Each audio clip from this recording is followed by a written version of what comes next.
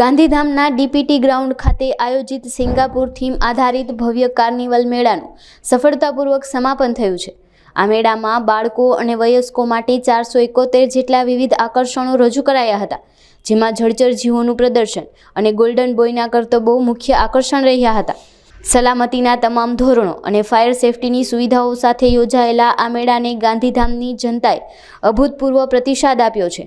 મેળાના અંતિમ દિવસે આયોજકોએ શહેરના નાગરિકોનો આભાર માનતા જણાવ્યું હતું કે જનતાના ઉત્સાહને જોતા આગામી સમયમાં વધુ નવા અને આધુનિક આકર્ષણો સાથે ફરીથી મેળાનું આયોજન કરવામાં આવશે। નમસ્કાર દર્શક મિત્રો, અબ તક ચેનલમાં આપ સૌનું સ્વાગત છે અને હું છું ભારતી માખીજાની, પૂર્વ કચ્છ જિલ્લા બ્યુરો હેડ। જેમ કે આપણે સૌ જાણીએ છીએ કે ગાંધીધામ ડીપીટી ગ્રાઉન્ડ સ્થિત ગાંધીધામ કાર્નિવલ મેળાનો આજથી 40 દિવસ પહેલા શુભારંભ થયો હતો અને આજે એટલે કે તારીખ 9/1/2026 આજે મેળાનો અંતિમ દિવસ છે અને આપણી સમક્ષ હાજર છે મેળાના ઓનર। તો આપણે તેઓથી ગાંધીધામના અનુભવ વિશે જાણી લેશું। આપનું નામ? તારીખભાઈ લાખવા।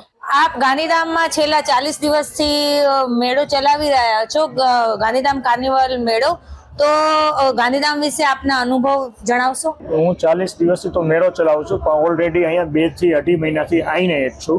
મને ગાંધીધામમાં જે પબ્લિકનો સપોર્ટ રહ્યો બહુ સારો રહ્યો, એ સિવાય પત્રકાર મારા જે બધા ભાઈબંધ છે એનોય મને સપોર્ટ બહુ સારો રહ્યો અને બધો જે પોલીસ સ્ટાફ છે બધાય મને સપોર્ટ કરેલો છે। અહીંયા મને કોઈ પણ જાતનો વાંધો નથી આવ્યો। હું આવ્યો સૌરાષ્ટ્રમાંથી આવું છું, સૌરાષ્ટ્રમાંથી મને કોઈ એવું નથી લાગ્યું સૌરાષ્ટ્રમાં નથી, અહીંયા જ છું, કચ્છમાં જ છું। મને બહુ મજા આવી અહીંયા આવવા। ગાંધીધામથી પહેલા આપ ગુજરાતમાં કયા કયા તાલુકામાં હતા?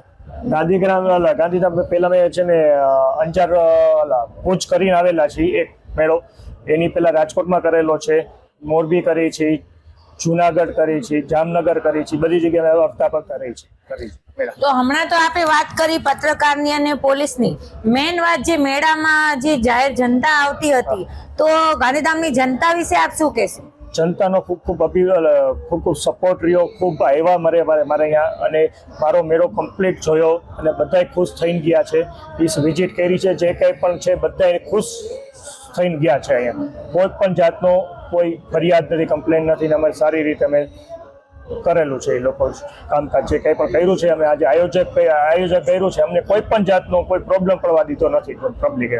તો હવે પછી આવનારા સમયમાં આપની ગાંધીધામ આવવાની ઈચ્છા ખરી? હા, ચોક્કસ અમે આવશે ગાંધીધામમાં।